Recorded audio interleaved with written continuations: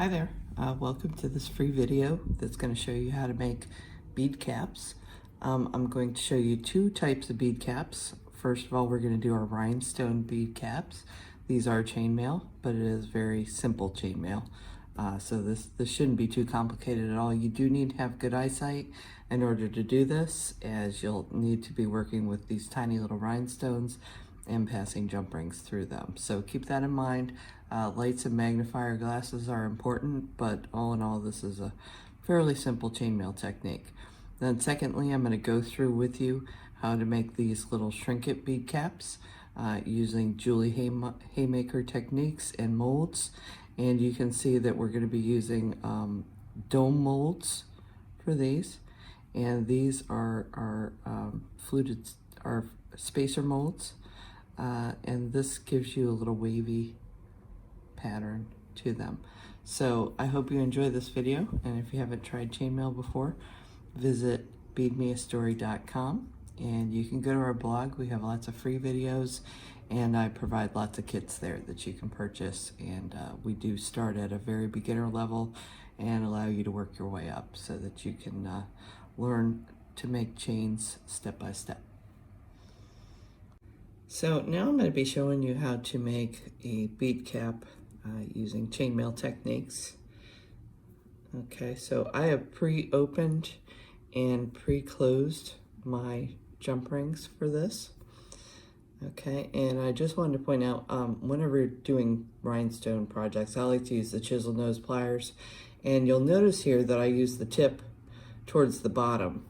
Usually in chainmail, they recommend using them in this fashion, but when I use them with the rhinestones, part of what I'm trying to do is I'm working with very small materials, so I put the tip down, and it just allows me to grab it really well at a certain point, but at the same time be able to see everything that's happening really well. So that's what I like to use with whenever I'm working with rhinestones. So you can see here, I'm just going to put this jump ring into the hole.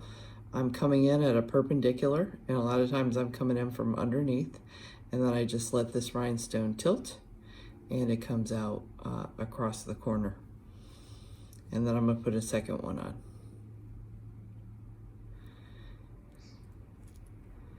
Okay, so once the second one is on, these are my 90-degree bent nose Xuron pliers. Any of you seeing this for the first time who do not do chainmail, one of the biggest recommendations I would make to you is to use Xuron pliers. The surface of the Xurons is very non-slip, therefore as a beginner you're going to have a lot more success than if you just go to the craft store and pick up a cheap pair of pliers. And these are completely reasonably priced. They run about $20 a pair for the pliers, so they are not gonna break the budget too badly. Okay, so you see I went through my second rhinestone, and then I picked up another rhinestone, and I'm gonna close. Okay, now I have 3 rhinestones, and I'm gonna pick up another jump ring, pass through my rhinestone that's on the end, and pick up another.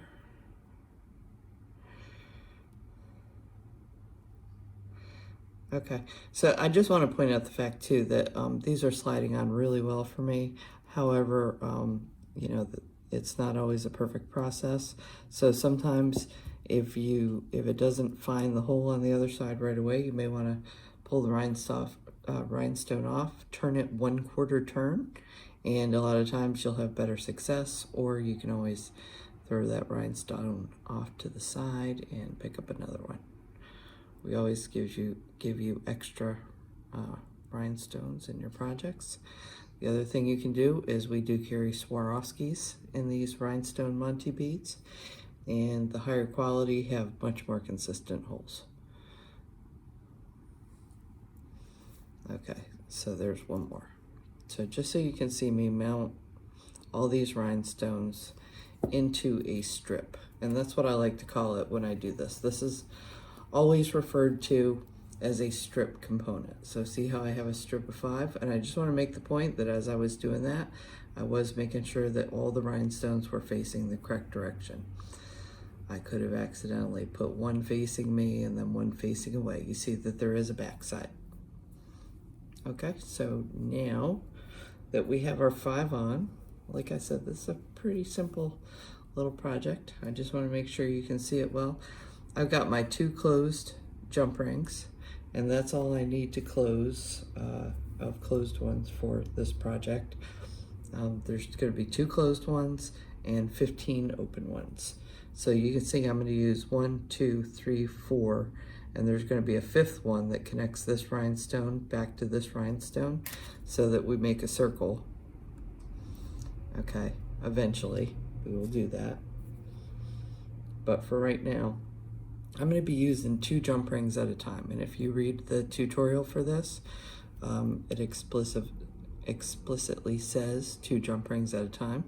So you notice I pick up my 2 closed jump rings and I pass through one of the jump rings that's between the rhinestones. I want to pass through the one that's closest to the end, and I like to work on the strip from the rhinestone that's furthest away from me and work towards myself.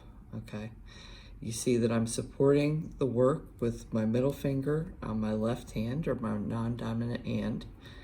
Okay, so support your work, and when you're supporting your work properly, I'm able to go down through the 2 jump rings here and come back up through the one that's between the rhinestones. Okay, so there's that. That's my first connection completed. Now I'm going to make my second connection. I'll be doing the exact same thing. I'm going to go down through these center rhinestones, down through the center jump rings and back up through the next jump ring that's between the next 2 rhinestones. And once I get that closed,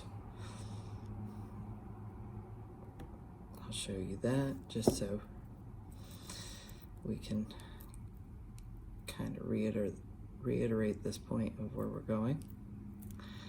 Okay, so see how the first time I was passing through here between these first 2. Now I'm passing between 1, 2, 3. So the second and third. Okay, and I'm going to do that a second time. I'm doubling these every time. This is just like if you're a beader, it's just like filling the hole. You want to fill up the work. Whenever you're doing dimensional work, you want to make sure it's not loose and floppy. By filling your holes completely, you give the work a certain density. Okay, so you can see that one's done. Two jump rings here, 2 jump rings here. And I bet you can guess where we're going with the next one. Now we're going to go through the 2 middle jump rings again. Those were the ones that were closed, and through the 3rd and 4th. The jump ring that sits between the 3rd and 4th rhinestones. Okay, so I did that one time. Notice how I support with my left hand. My left hand is just like a table. It's just laying below the work. I usually support with my middle finger. This is starting to curve around a little bit, so now I'm going to go through this jump ring that's between the rhinestones and back out into the center.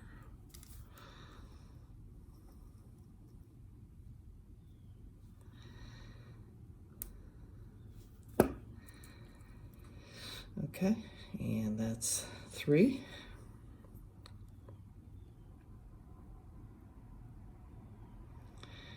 Now this is our last jump ring that we have. This is between the 4th and 5th rhinestone. I went down through that jump ring, back up out the center jump rings. Okay, there's 1 and 2.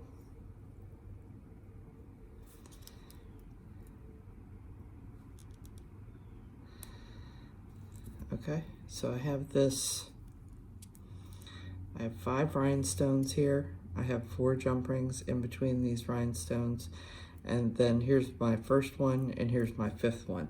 So what I want to do now is I'm going to pass through this 5th rhinestone. Again, this is just like we did at the beginning, mounting the rhinestone onto a jump ring, and then I just want to bring this first one back up to myself, and you see I find the hole, I let that slip into the hole and slip back out the hole, and now those two are going to be connected when I close this jump ring. Okay, so now we have a closed circle, and you can see that we have 1, 2, 3, 4 connections. So now the last thing we need to do is just connect this final jump ring that we just added back into the middle.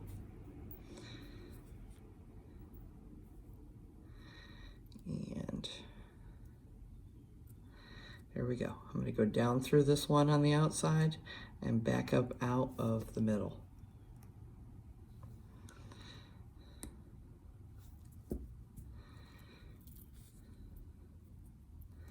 Okay, and I'm going to do this one more time because I want 2 jump rings. And you'll see that once we have 10 jump rings on here, the center hole, these 2 jump rings that were in the very center, are going to be really filled up well. And this is going to be able to really hold its shape well. Okay, and that's it. We have a bead cap, and I just want to show you a couple others. This one's also done in gunmetal. I want to show you these two side by side. This one is a darker die lot of gunmetal, and jump rings do always run in die lots, so make sure you buy everything that you need at one time so that you don't end up with a lighter and darker die lot. That said, there are ways around it.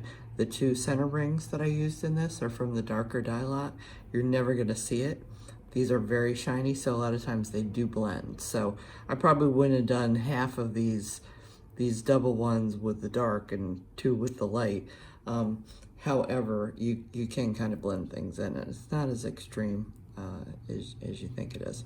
This one's done with our silver frost. I highly recommend working with silver frost when you're first starting out with rhinestones, because the silver frost jump rings tend to run a little bit skinnier than the rest of the jump rings, and I recommend strongly against using silver jump rings with the rhinestones. Now, if I wanted to use silver, what I would have done is I would have linked together this first length of rhinestones with silver frost, and then the middle ones and these 10 that I added to join to the middle could have been silver, and you probably wouldn't even know the difference. But the silver jump rings do run a little bit fatter, so they're very hard to get into the rhinestones at times. So I just want to warn you about that. And now, after seeing this, I'm going to move on to the Shrinkets and show you how to make the bead caps with those. And then you can, I just want to point out with this necklace that if you do not know how to do chainmail at all, and all you're going to attempt is these bead caps, this could have gone onto a pre-made chain too. Okay, so don't shy away. If you want a smaller project, you can definitely find one. And I also want to point out that there is a kit project that you can purchase for this bracelet that works with this necklace, and this is available at beadmeastory.com. And that this kit does come with a video. It comes with full color photos and step-by-step written instructions, so I try and provide everything you need to be successful. I will tell you though that because of the size of these jump rings and working with the rhinestone materials, I do consider this an intermediate project. But you know, when I call things beginner and intermediate, a lot of times that's dependent on the artist, that's dependent on your hand skills, so keep that in mind. Thanks so much. So I'm going to show you now how I make these little bead caps for that are made out of Shrinkets. Okay, so we've got our wavy ones and our bead cap ones, and we're going to be using the Julie Haymaker molds eventually, but I wanted to go ahead and show you how I do these. These are really simple. You're really gonna like them. You can do them with any of the shrink plastics. I went to Michael's and bought one of these little circle makers. I just find it really easy to trace out my pieces with this. I actually also have a second one. I don't like this one as well. You can see this is really thin. And this one is thick and it's made of plastic. And of course it could break easily, but I also find that the depth of the circles helps me out with a lot of different things that I do. Okay, so I'm gonna just lay this down on my shrink plastic. And we're gonna be moving around. Okay, and I like to use a pencil for these. The white will take it. And here I moved. White will take it. I go around a couple times, trace that circle out, move up, make another circle, move up,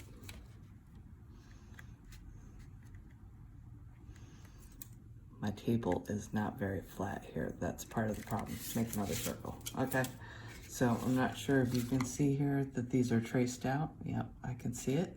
Okay, so once they're traced out, just take out your scissors and cut the circles. Okay, once you have the circles cut, I like to try and get one of these with a good center hole. And then after that, what I do is I line up my circles together, one that hasn't had the hole cut, and I'll draw in where my good circle was, and that gives me a better chance at getting the circle right in the middle where I want it. I want to show you that I'm not using the regular hole punch that Julie uses. I really like this one that has an 18 gauge 3/16 hole, so it's a little bit bigger. So this only works, this doesn't work for the bigger flowers, but for smaller circles, you can see that it goes pretty far in. So you can get in pretty far, and then when I have to go in further, that's when I bring in the regular hole punch that extends out a little bit further. Okay, so once I have these cut out and my little hole punched in the middle, and by the way, you don't have to punch the hole now, but I find it easier to do that. What we're gonna do is bring in our ink and our stamps. And you can have a lot of fun with the stamps. You can use little stamps. I prefer kind of a medium stamp. This is a 1.5 inch circle, so I prefer the medium stamp. You can also use the bigger ones and the large block stamps. And you're just looking for, what I like to look for in this is a little bit of a wider open design, because of course when it shrinks down, you know, that design's gonna get smaller. So let me show you what this one looks like. So that's what this one's gonna look like in the end. Now, when I go ahead and stamp it, the other thing you probably wanna know is that I do both sides of this. So you can see that I didn't do very well on this side. I actually made this the upper side because I knew it was gonna get covered up, and made the inside the prettier side. So this is pretty forgiving. And with these, I did a pretty good job. You can see a little bit's missing here. So that's why that's on the outside. So that's another little trick too, is before you go to shrink it, decide which side you thought was better. And if you know what you're gonna do with it, in this case, I knew that we're going to have rhinestone charms sitting on top, okay? So I knew that this side was gonna be the side that was covered up. So it's the little decisions. Okay, so when you're ready to stamp with the black, I actually don't mind having a slight bit of juiciness because I want to make sure I get a very bold stamp across the whole piece. So make sure you're centered over your shrink plastic piece and go straight down, push. A lot of times it will get stuck. Sometimes it'll just fall off like that. Other times you need to kind of flick it off so you don't rub it against the stamp. And I am trying to very carefully pick this up, lay it back down where there's no ink. Okay, and I can see the lines through here, and I think you can too. So I'm totally okay with that, being able to see it. I like to make sure it's straight across because this is a horizontal pattern. So now I'm going to do that on this side too. Okay, so now what I'm going to do is try and flick that off on a really clean sheet of paper. And like I said, I wanted this bold, so usually you don't want this to be quite so juicy as it is. But at this point, now that I've got the good bold lines, I'm gonna take away a lot of that. And Julie shows you these techniques. I learned this all from Julie Haymaker. I learned these techniques on her videos, her free videos, on how to do the stamps, okay? So now that I've got a lot of the juice off, this is in a little bit better shape, but I'm gonna actually flip it over and put it between the papers again and do some more sucking out any of the wetness that is still in there. Okay, so now I have a nice pattern to work with. Okay, and this is ready for shrinking. Okay, so I'm just going to show you another pattern that I really like, and that is this one. You can see that's probably a little bit over an inch in size, and I like to get the stamps to be kind of comparable sizes with what I'm stamping. Okay, and you can see this has a real nice wide open kind of pattern to it.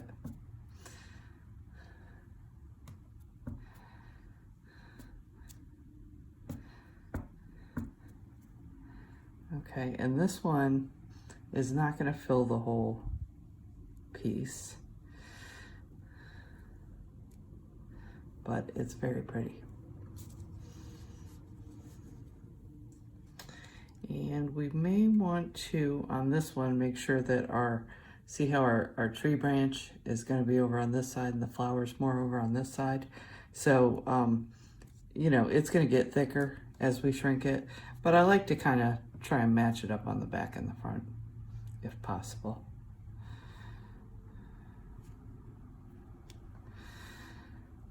Okay, and oops, that's our second stamp. Okay, and I'm not even going to bother to look at that one. I'm going to go ahead and just put a piece of paper over it and get some of that wetness out of there.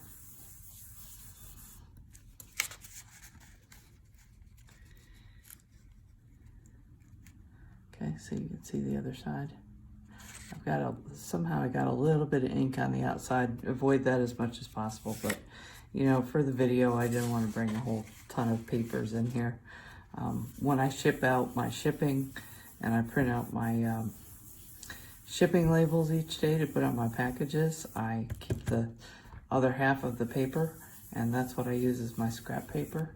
So that's why you see me with lots of half sheets of paper. Okay, so that one's ready to go. Okay, so let me get a few more ready, and then I'll show you how to shrink them. Okay, so for this first one I'm going to shrink, I'm going to use the fluted mold. This one's a little bit larger and rounder, but the small one is just fine too. And I'll show you how to accommodate for the smaller one if that's the one you have. It really doesn't matter. This one turns out a little bit more rounded, which is why I like it, but like I said, it's going to work the same way if you use the smaller fluted mold. So here we go. When I turn this on, we'll see how the sound turns out. I haven't tried this before.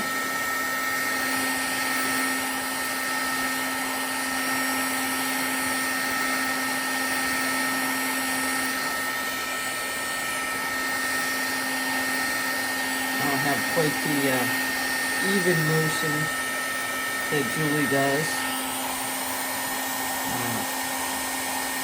But it is staying in place.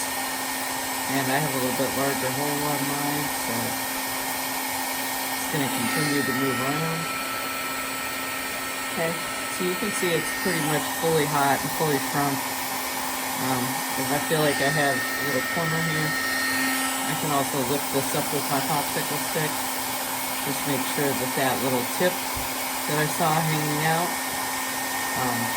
gets evenly taken care of too. Okay, so nice and hot now. And I'm going to use the mold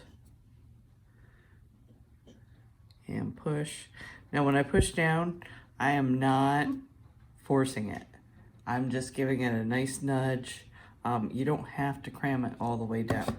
You just gently push down, and I think this one's gonna come out great.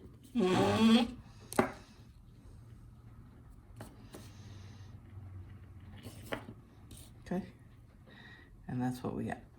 Okay, so you can see it's inside and on the outside. So that worked great. This permanent black archival ink is going to stay really well on the Shrinkets. I haven't had any problem with those. So now that we've done that one, let's go ahead and use the wavy one. I absolutely love this one. It's so fun.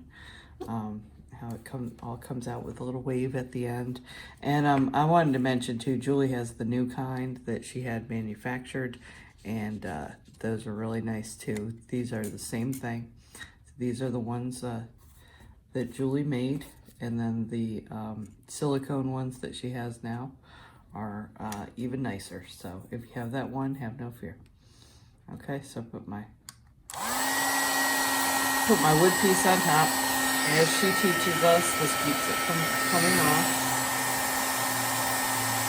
Stays in place while it shrinks so it doesn't pop off the piece.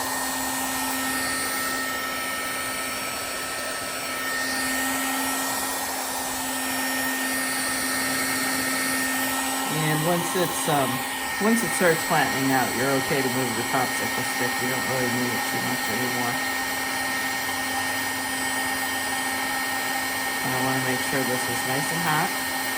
And even though this is a tiny little circle, this little fluted mold is going to work just fine. I know it looks like it's too small, but it's not. It still works great.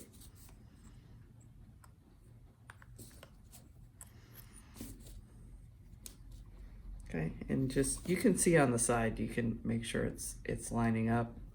See how I've got the dip here, and okay. So I'm gonna heat that up a little bit more. I didn't really push down. This one you can push down a little bit harder and definitely make sure you get a little bit stronger impression. Whereas with the fluted ones, I find that if I push down too hard, they get a little bit more work. So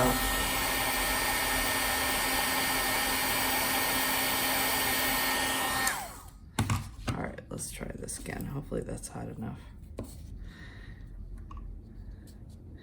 And with this one, I am going to really push down and hold it in place while it cools a little bit.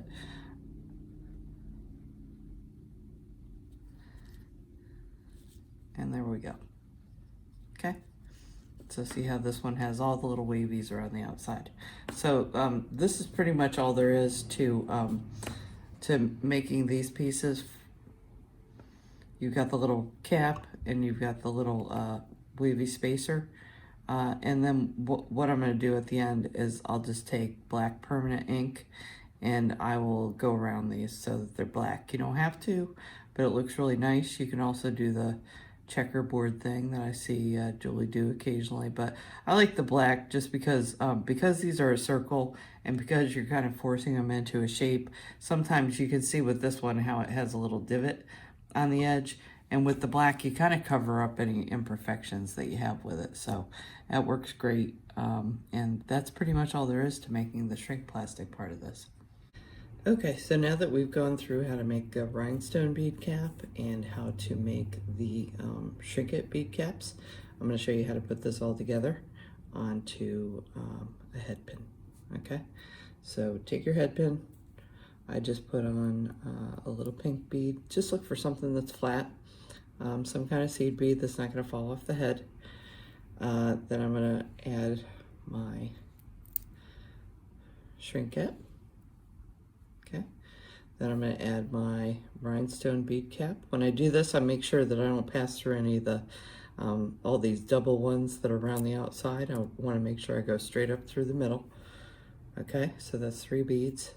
And then finally, I added a 6mm pearl to the top of this. And that was just the size that looked like it worked the best with the little rhinestone bead cap and was going to hold it into place.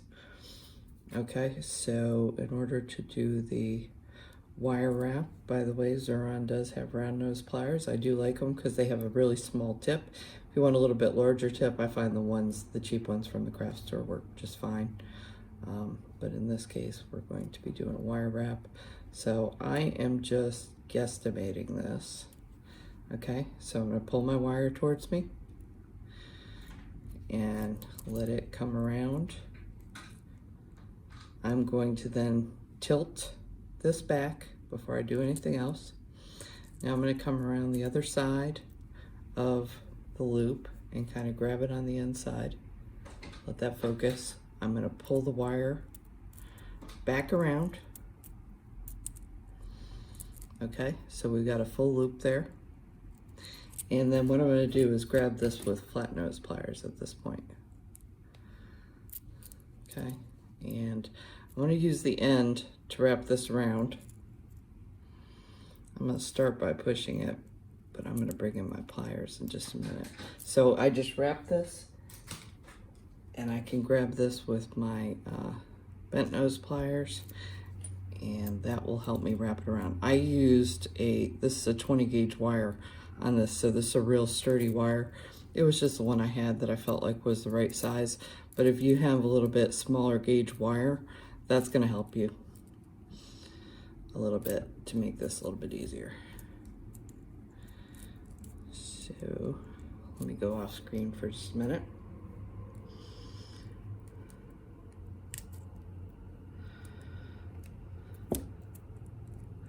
Okay, not the best, but hard to do on camera. Okay, so once I have this wrapped around maybe 2 times, I didn't get this quite all the way around. You want to trim your wire. You want to trim it up as close to the center as you can. Okay, and snip that off. And try it. That's got a really sharp edge on it, so I'm going to clip it a little bit more. And then you want to use a pair of pliers to flatten that piece of wire out. So you want to squeeze that in. A lot of times what I like to use is crimping shears, and they would usually work really well to grab that little piece. There we go, I got it. Grab that piece and tuck it in. Okay, so that's all there is to finishing this off, and you can make all these little charms and dangles and hang them on your necklace. And this is a double Byzantine rhinestone chain. And then when you purchase that kit, I also tell you if you want to extend it, what size these jump rings are, and provide you with all that information. So I hope you found this informative, and I hope you have great luck making beautiful things. Thank you.